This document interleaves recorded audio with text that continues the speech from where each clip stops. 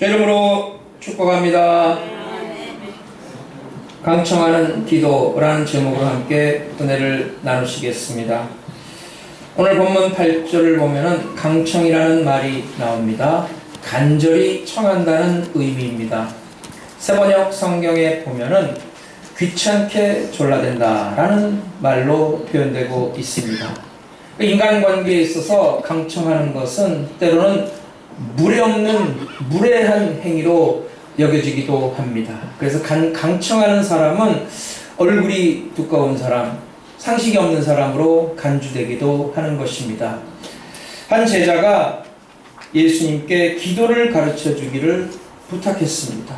그 예수님께서 그 기도에 대한 교훈을 주시면서 오늘 본문의 말씀을 들려주고 있는 것입니다. 그 핵심은 바로 하나님께서는 우리로 하여금 강청하기를 원하신다는 것입니다. 하나님께서는 오히려 우리가 하나님께 매달려 하나님을 귀찮게 졸라대며 하나님의 뜻을 구하며 하나님과 아름다운 교제를 나누기를 원한다는 것입니다. 아멘. 그 예화는 다음과 같습니다. 단잠을 자고 있는데 한 친구가 그 집에 문을 두드리고 있습니다. 어디서 많이 들어본 소리입니다. 가만히 생각해 보니까 옆집에 사는 친구입니다. 그런데 너무 늦은 밤이었기 때문에 참 일어나서 나가기가 너무나도 힘듭니다. 그런데 이 친구는 문 밖에서 계속 문을 두드리며 이렇게 말하는 것이었어요.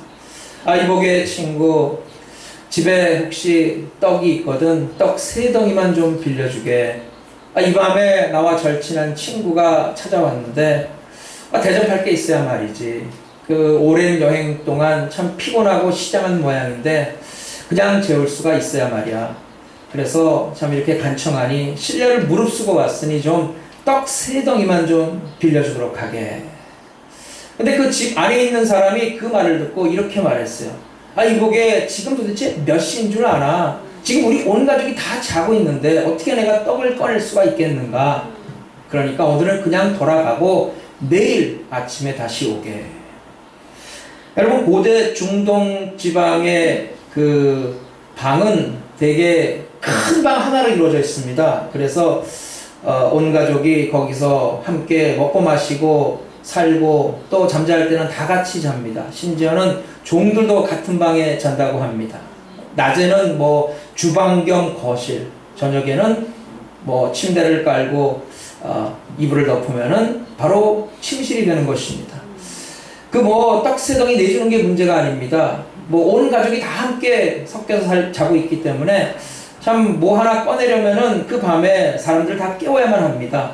그리고 때로는 방이 좁거나 가족이 너무 많으면은 식구들이 심지어는 문 바로 앞에까지 침대를 갖다 놓고 잠을 자기도 합니다. 그래서 참 그렇게 좁은 집에서 밤에 무엇을 하기는 너무나도 어려운 것입니다.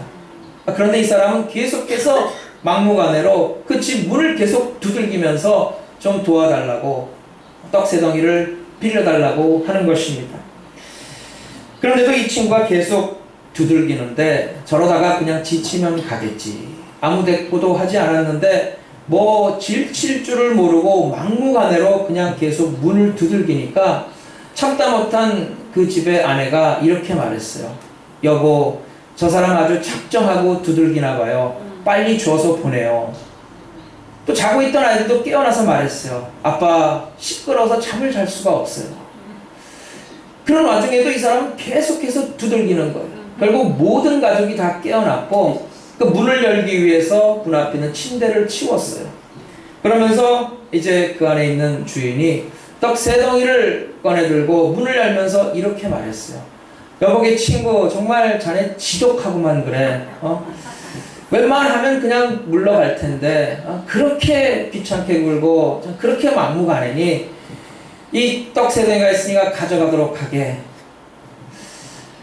그래서 여러분, 그 사람은 결국은 그가 원하던 것을 그 밤에 받아가지고 갔다는 이야기입니다.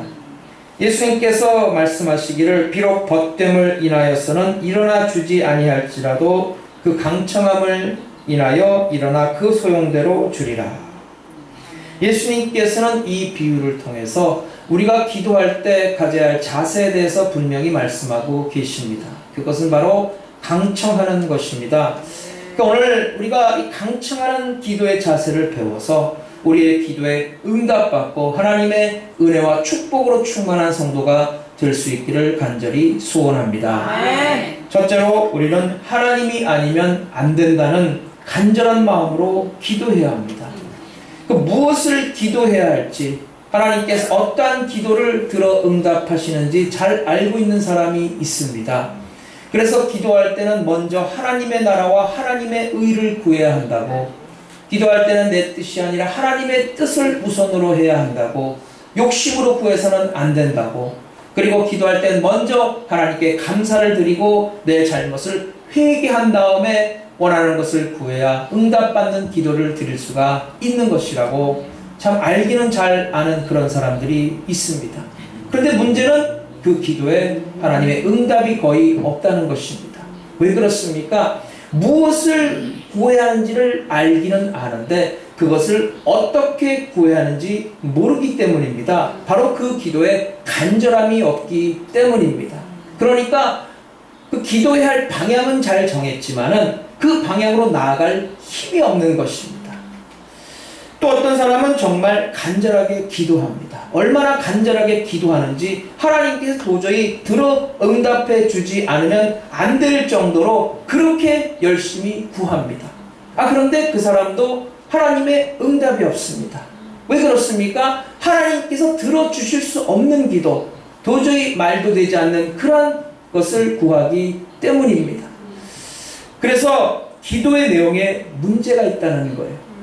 어느 목사님께 직접 들은 이야기입니다. 그 교회 성도가 특별 기도를 하면서 특별 헌금을 냈는데 그 헌금 봉투에 이렇게 적었답니다. 하나님, 눈에는 눈, 이에는 이로 갚게 하여 주옵소서. 그래서 그 기도 제목을 이 목사님 보고 너무나도 당황했어요. 탄식을 하면서 이렇게 생각했어요. 야, 이렇게 기도해서는 안 되는데. 여러분, 하나님께서 이런 기도를 응답하실 수 있을까요? 아무리 그런 기도 제목으로 40일 금식을 한다 할지라도, 아무리 그런 기도 제목으로 1000번제를 드린다 할지라도 하나님께서 응답하실 수가 있을까요? 그 기도의 내용이 잘못된 것입니다. 저는 처음에는 성도들의 기도의 문제가 무엇을 구해야 하는지 알지 못하기 때문이라고 생각을 했습니다. 물론 그런 이유도 있겠죠. 그런데 제가 말씀을 준비하면서 성도들의 기도의 가장 큰 문제는 바로 그 기도에 간절함이 없다는 것입니다. 여러분, 간절함이 무엇입니까? 하나님이 아니면 안 된다는 그러한 마음의 자세입니다. 하나님께서 도와주시지 않으면 나는 살 수 없다는, 나는 성공할 수 없다는 겸손의 자세입니다. 오직 하나님이 나를 축복해 주셔야만 된다는 그러한 믿음입니다. 우리들의 기도 생활의 진짜 문제는 무엇을 구할 줄 알지 못해서가 아니라 기도의 필요성을 모르기 때문입니다. 기도 안 해도 얼마든지 잘 살 수 있다는 생각 때문입니다. 하나님이 도와주시면 좋은 것이고 하나님이 도와주지 않으셔도 내가 가지고 있는 것으로 내 배경과 내 재물과 내 학식과 내 지혜와 그리고 내 주변에 있는 사람의 도움을 통해서 내가 얼마든지 잘 살 수 있지 하는 그러한 생각입니다. 여러분, 라오디게아 교회를 잘 아십니까? 그들이 뜨뜻 미지근한 믿음을 가졌다고 해서 결국 하나님께서 토해내신다고 경고하셨습니다. 이런 뜨뜻 미지근한 믿음, 도대체 믿음이 있는 것인지 없는 것인지, 믿음 생활, 교회 생활 하는 것인지 안 하는 것인지 정말 헷갈립니다. 그런 믿음을 가리켜서 이제 프랑스 말로는 알쏭달쏭한 믿음, 독일 말로는 애매모호한 믿음, 중국 말로는 갸우뚱한 믿음. 그런 믿음의 문제가 무엇입니까? 바로 교만의 문제인 것입니다. 자신들은 부자이기 때문에 부족한 것이 없다는 것입니다.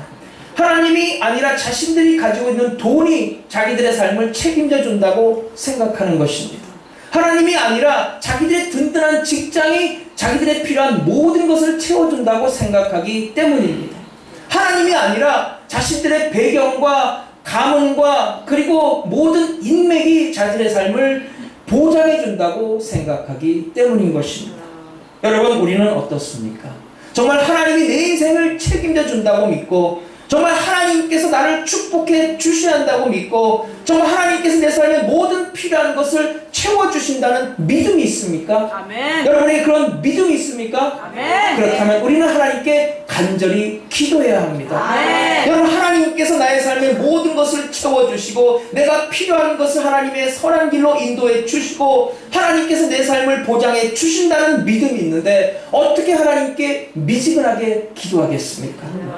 예수님은 물고기 2마리, 보리떡 5개로 5,000명 이상을 먹이셨습니다. 예수님은 물 위도 걸으셨어요. 폭풍우를 잠잠케 해주셨습니다. 수많은 병자를 고쳐주셨어요. 아무리 악한 귀신이라 할지라도 쫓아내 주셨습니다. 죽은 자도 살리셨습니다. 우리에게 무한한 생명을 허락해 주셨습니다. 그런데 그런 무한한 능력과 위엄과 지혜를 가지신 예수님께서도 피땀을 흘려가며 부르짖어 기도하셨습니다. 여러분, 우리가 아무리 세상에 가진 것이 많고, 우리가 아무리 잘나고 똑똑하고, 우리가 아무리 세상에 성공했다 할지라도 여러분, 예수님이 가진 것만 하겠습니까? 그런데 우리는 예수님처럼 기도하고 있습니까? 오늘 우리 자신을 점검해 보아야 합니다. 항상 듣는 말씀, 기도하라는 말씀, 항상 들으니까 그냥 상투적으로 하는 말씀이니까 듣고 흘려버릴 문제가 아닙니다. 여러분, 내가 왜 기도하지 않는지, 왜 내 기도에는 간절함이 없는지를 여러분, 내 자신을 돌이켜보며 내 신앙을 점검해 보아야 합니다. 아멘. 여러분, 기도하지 않는 것은 게으름의 문제가 아닙니다. 그것은 피곤함의 문제도 아닙니다. 그것은 영적인 문제입니다. 그것은 교만함의 문제입니다. 여러분, 교만한 사람은 기도하지 않습니다. 교만한 사람은 절대 그 기도에 간절함이 없습니다. 그럴 필요를 느끼지 않기 때문입니다. 교만의 문제가 아니라면 그것은 믿음의 문제입니다. 아무리 기도해도 하나님께서는 그 기도에 응답해 주신다는 믿음이 없기 때문에 기도를 안 하는 것입니다. 그렇지 않습니까? 여러분, 간절한 믿음이 있는 사람은 하나님께서 응답해 주시고 좋은 것으로 채워주신다는 확신 있는 사람은 하나님께 간절히 기도할 수밖에 없는 것입니다. 주시면 좋고 안 주시면은 그냥 그렇게 살겠습니다 라는 식으로 드리는 기도는 강청하는 기도가 아닙니다. 하나님이 도와주지 않으시면 난 살 수가 없습니다. 하나님이 나를 축복해 주셔야 합니다 라며 사생결단을 하고 비장의 각오를 하는 기도가 강청하는 기도인 것입니다. 뭐 그렇다고 강청하는 기도를 하나님의 뜻과 상관없는 기도, 내 욕심만을 이루려고 하는 그런 기도로 생각해서는 안 됩니다. 여러분, 예수님의 기도가 바로 그 좋은 예입니다. 예수님께서 십자가를 앞에 두시고 겟세마네 동산에서 간절히 기도를 드리셨습니다. 얼마나 간절히 기도를 드리셨는지 온몸에 땀이 흐르고 심지어는 모세혈관이 터져서 참 피가 땀에 섞여서 흐를 정도로 그렇게 간절히 부르짖어 기도하셨습니다. 그때 예수님께서 뭐라고 기도하셨습니까? 내 아버지여, 만일 할만하시거든 이 잔을 내게서 지나가게 하옵소서. 그러나 내 원대로 마옵시고 아버지의 원대로 하옵소서. 예수님의 기도를 보면 강청하는 기도는 바로 하나님의 뜻과 매우 밀접한 관계가 있다는 사실을 알 수가 있습니다. 여러분, 그렇습니다. 하나님의 뜻을 따라 행하기를 소원하며 결단하는 기도가 바로 강청하는 기도입니다. 아멘. 하나님의 뜻을 따라 행할 때 우리는 예수님처럼 심지어는 목숨도 내어놓아야 하는데 어찌 그 기도로 결단하는 마음이 간절하지 않겠습니까? 간절한 기도하면 또 생각나는 믿음의 사람이 있습니다. 바로 모세입니다.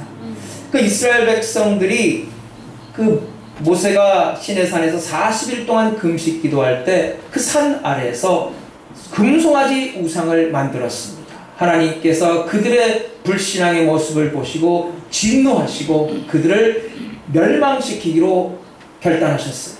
그러자 모세는 하나님께 나와 부르짖어 기도합니다. 그러니까 출애굽기 32장 32절에 보면은 슬프도소이다. 이 백성이 자기들을 위하여 금신을 만들어 싸우니 큰 죄를 범하였나이다. 그러나 합의하시면 이제 그들의 죄를 사하시옵소서. 그렇지 않사오면 원컨대 주의 기록하신 책에서 내 이름을 지워버려 주옵소서.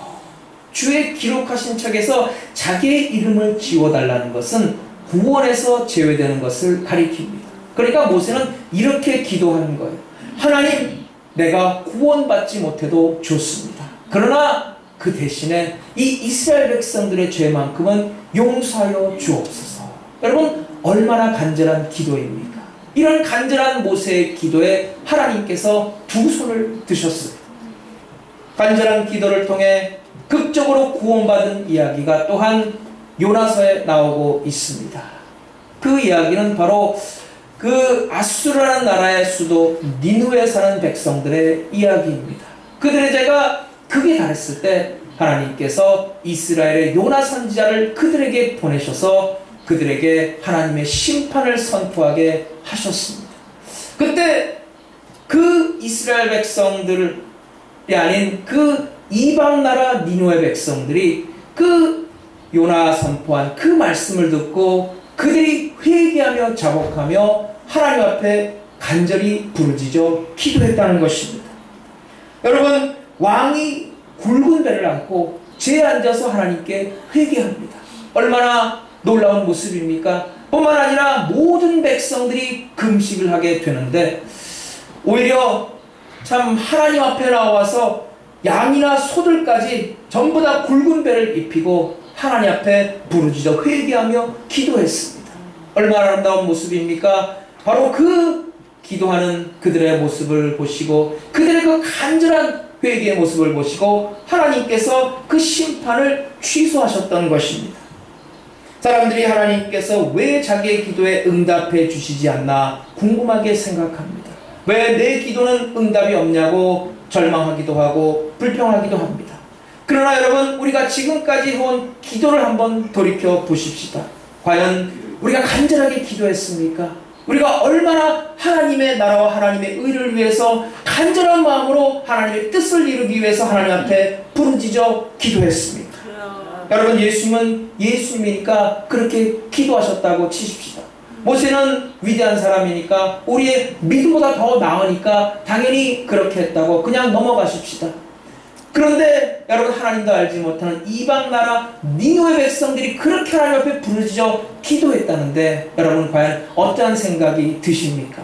하나님도 모르고 말씀도 모르고 구원도 모르는 그들이 요나 선지자가 외친 그 심판의 말씀에, 그것도 단 하루 동안 선포한 그 말씀에 온 백성이 다 하나님께 나와 부르짖어 기도하고 회개하며 간절히 기도했다는데 여러분, 우리의 간절히 없는 기도에 우리는 어떻게 핑계를 댈 수가 있겠습니까?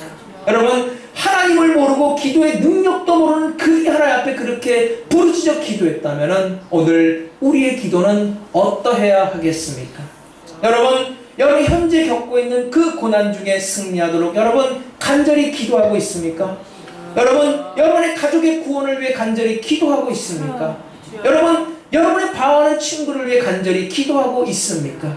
여러분, 우리가 모세처럼 우리의 생명을 걸고 구원을 걸고 간절히 부르짖어 기도한다면 왜 하나님께서 우리에게 응답해 주시지 않겠습니까? 여러분, 잘 생각해 보십시오. 우리가 하나님 말고 정말 의지할 대상이 세상에 어디 있습니까?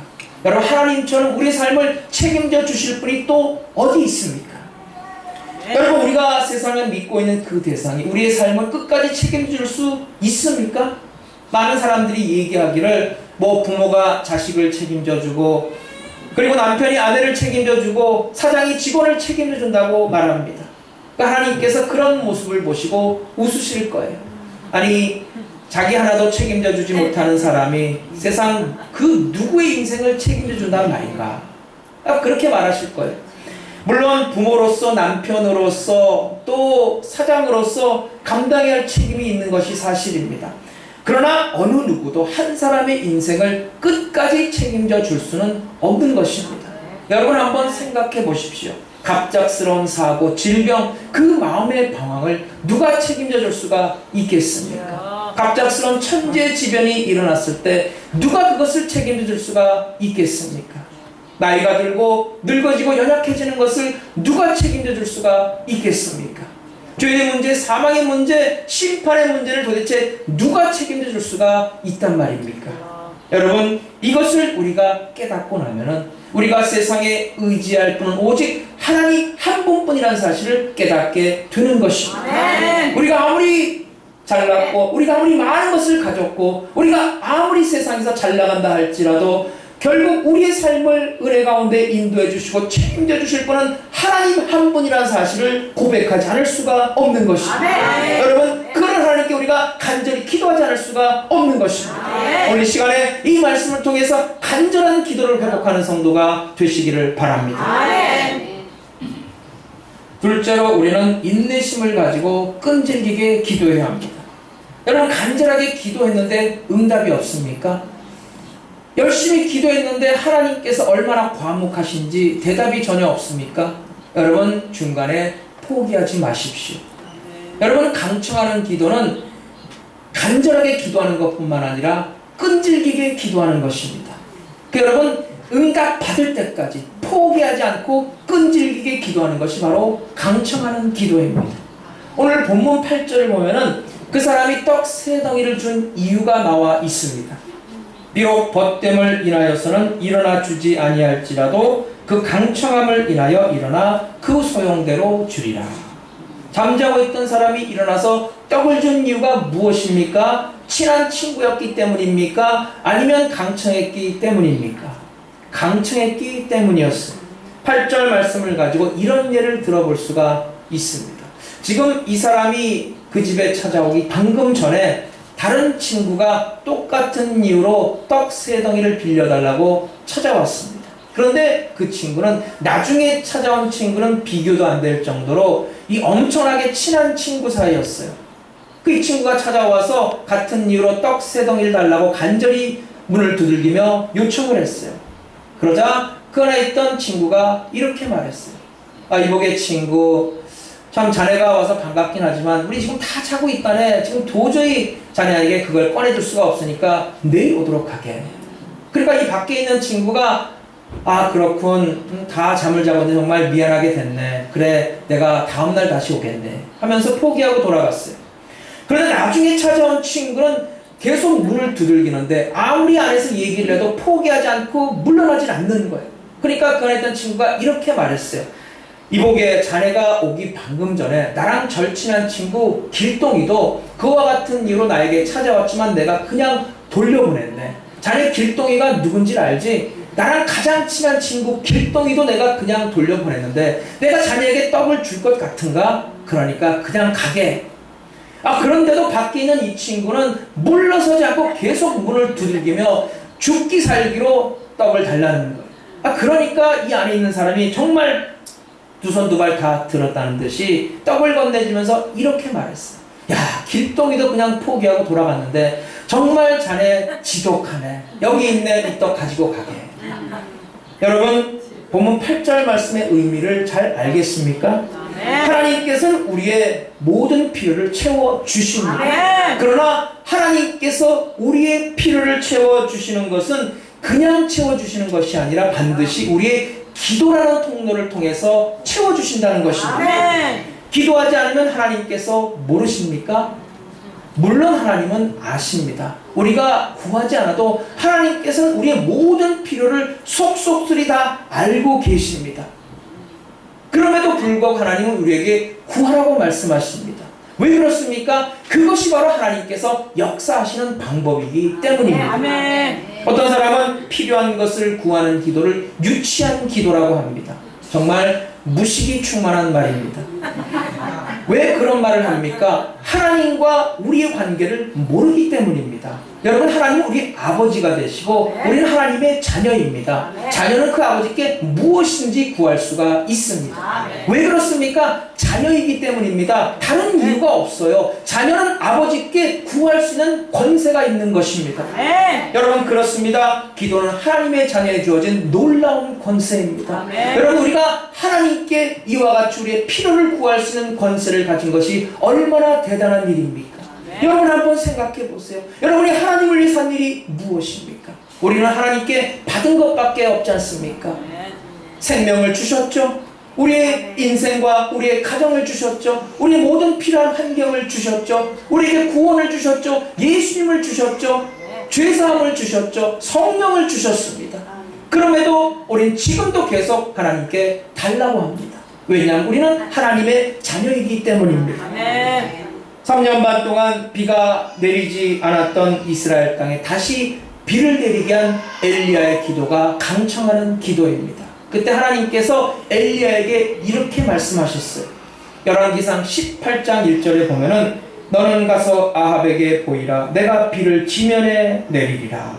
그러니까 하나님의 말씀을 받은 엘리야는 그 하나님의 말씀이 그대로 이루어지는 것을 보기 위해서 갈멜산 꼭대기로 올라갑니다. 그리고 그 자리에서 하나님의 뜻을 그가 이루기 위해서 기도합니다. 그런데 보통 기도가 아니라 그 무릎 사이에 자기의 머리를 집어넣고 하는 기도였어요. 옛날에 제가 한번 그 엘리야의 기도를 흉내내 본 적이 있습니다. 그런데 그 무릎 사이에 제 머리를 집어넣으려고 그러는데 얼마나 힘든지 몰라요. 네?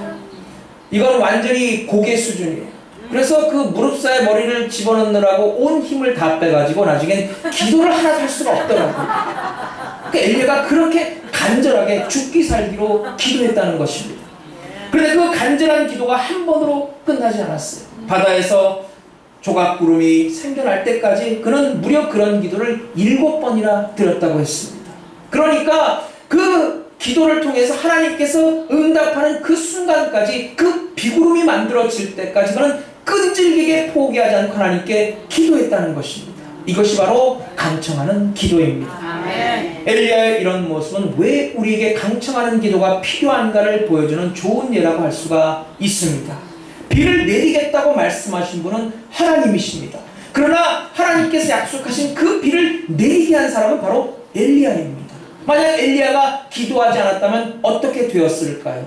하나님의 약속의 성취는 지연되었을 것입니다. 언제까지입니까? 하나님께서 원하시는 기도가 드려질 때까지입니다. 에스겔 36장 36절 이하에 바로 그 말씀이 나와 있어요. 너희 사면에 남은 이방 사람이나 여호와가 무너진 곳을 건축하며 황무한 자리에 심은 줄 알리라. 나 여호와가 말하였으니 이루리라. 나 주 여호와가 말하노라. 그래도 이스라엘 족속이 이와 같이 자기들에게 이루어주기를 내게 구하여야 할지라.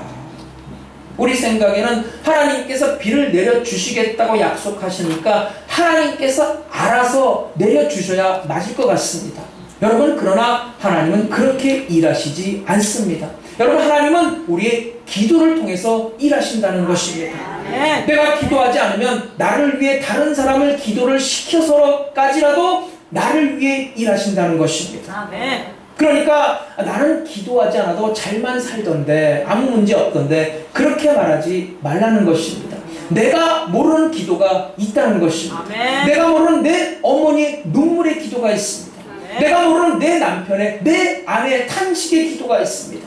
내가 모르는 믿음의 친구들의, 교회 성도들의 간절한 기도가 있습니다. 여러분, 그 기도가 있기 때문에 내가 이만큼 이나마 사는 줄로 믿습니다.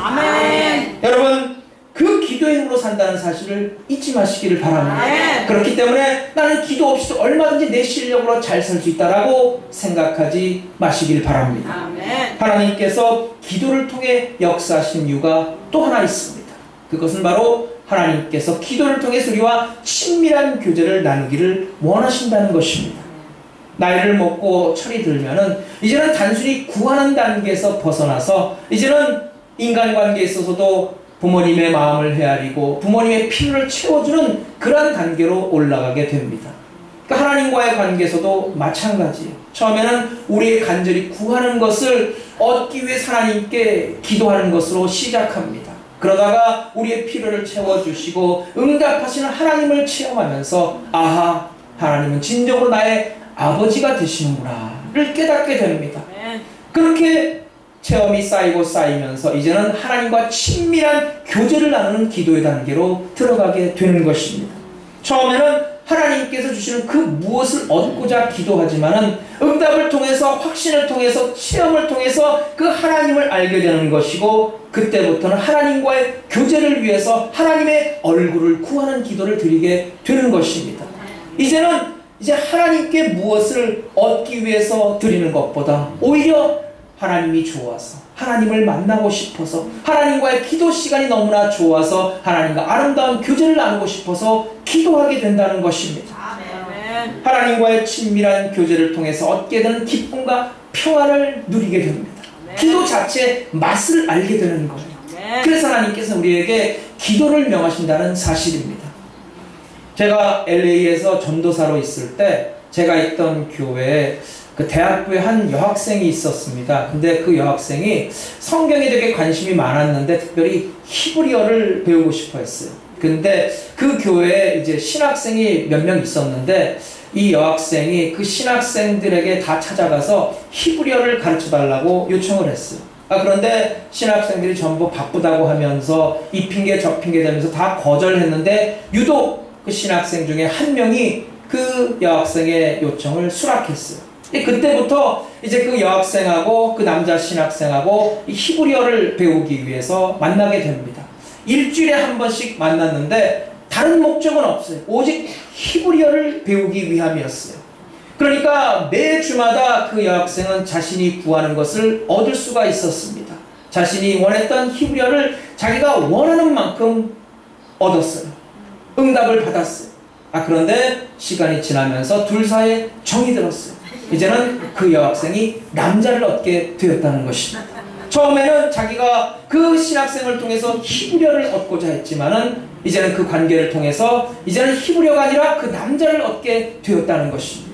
여러분, 하나님께서 우리에게 기도를 명하시는 이유가 바로 거기에 있습니다. 하나님과의 친밀한 교제를 나누고 하나님의 주신 은혜와 축복을 누리기 위함인 것입니다. 아멘. 목사님, 제가 요즘 얼마나 힘든 줄 아세요? 목사님도 제 입장에 한번 돼보세요. 그렇게 말씀하실 수 있겠나? 제가 뭐 기도하기 싫어서 안 하는 줄 아세요? 제가 하루 종일 죽어라고 일하고 사람들에게 시달리면요 나중에 손 하나 까딱하기도 싫어요. 제가 뭐 기도하기 싫어서 안 하는 줄 아세요? 여러분, 그럴수록 더욱더 기도해야 합니다. 아멘. 그렇기 때문에 기도해야 하는 것입니다. 아멘. 하나님, 기도하고 싶은데 간절함이 없습니다. 정말 나에게 간절함이 있기를 소원합니다. 내 교만한 마음이 사라지고 겸손한 마음으로 예수님처럼 힘써서 열심히 기도하기를 원합니다. 하나님, 저에게 간절함을 주시옵소서. 아멘. 열심히 간절하게 기도하고 싶지만 그 마음에 그 간절한 마음이 생겨나지 않을 때 그 답답한 마음을 표현하는 사람들이 있습니다. 오늘 본문 13절 말씀입니다. 너희가 갈지라도 좋은 것을 자식에게 줄 줄 알거든 하물며 너희 천부께서 구하는 자에게 성령을 주시지 않겠느냐 하시니라. 아멘. 여러분, 그렇습니다. 성령님만이 우리의 강팍한 마음을 회개하게 하시고 우리에게 겸손한 마음을 허락해 주십니다. 아멘. 성령님께서 우리에게 간절함을 주십니다. 아멘. 성령님으로 인하여 우리는 간청하는 기도를 드릴 수가 있는 것입니다. 아멘. 그래서 예수님께서 우리에게 그 무엇보다 성령을 구하라고 했어요. 그리고 하나님께서는 성령을 구하는 자에게 반드시 성령을 주시겠다고 약속해 주셨습니다. 아멘. 여러분, 성령님은 예수님의 영입니다. 예수님의 영인 성령님으로 충만하여 기도할 때 우리는 그 기도 시간이 그렇게 기다려지게 되는 것입니다. 아멘. 그러나 우리의 생각과 우리의 힘으로 기도하려고 하면은 기도 시간처럼 괴로운 시간이 없습니다. 기도 시간처럼 힘들고 피곤하고 짜증나는 시간이 없는 것입니다. 여러분, 우리가 성령님으로 충만하여서 열심히 기도할 때 우리는 하나님이 준 참된 평안과 은혜를 풍성히 누리게 되는 줄로 믿습니다. 아멘. 이제 우리가 할 일은 더욱더 힘써 애써 기도하는 것입니다. 아멘. 우리가 더욱더 하나님께서 우리에게 허락해 주시는 그 예수와 같은 간절함으로 하나님께 기도하기를 소원하는 것입니다. 아멘. 이를 위해서 우리는 성령님을 구해야 합니다. 성령의 충만을 사모해야 합니다. 간절함으로 사모해야 하는 것입니다. 아멘. 그리고 성령님이 인도하시는 대로 기도하는 것입니다. 오직 하나님만이 내 삶을 책임져 주신다는 믿음으로 여러분, 기도의 생명을 거는 것입니다. 네. 하나님만이 나에게 가장 좋은 것으로 응답해 주신다는 믿음으로 하나님께 부르짖어 기도하는 것입니다. 아멘.